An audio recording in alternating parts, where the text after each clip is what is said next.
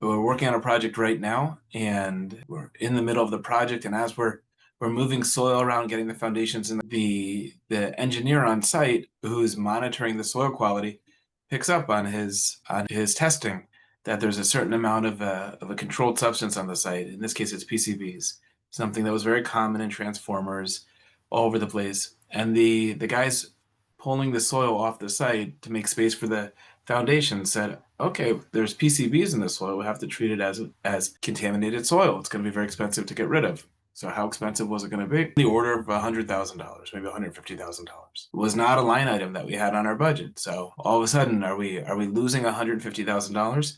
So it happens to be that because of our sponsor team, we had people on a lot of experience dealing with industrial sites, and they looked at the data and they said, actually, we've dealt with this before. We understand, yes, the soil, if it were to be disposed of at a facility, would cost all this money, but the soil can actually be left on site. In fact, once it's removed, you can go ahead and put it right back in after the footings are installed. So go back and put the soil back down under the footings.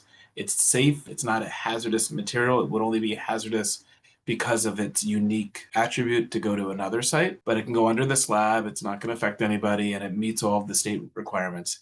So that sort of knowledge, that sort of experience, that only comes from having done these things before, created a real value to that sponsor, helping and boosting what the potential returns of the project are going to be. So that's That's just awesome. one example. Yeah, I'm glad I didn't know about that one until now. I don't know if I'd want to look down a $150,000 line item I wasn't expecting. Moving on to the next idiosyncratic risk, and this one is not applicable yet because we're getting a lot of our projects out of the ground, but talk to me about tenant and market concentration risk. We have a lot of projects that are ongoing. How do we make sure that we're not oversaturating a market, bringing too many units online? Yeah, we were really looking at this for some of the projects we were looking at in the self-storage sector. Self-storage is a really unique study in tenant and market concentration because you go to a small town in upstate New York and you want to put in a self-storage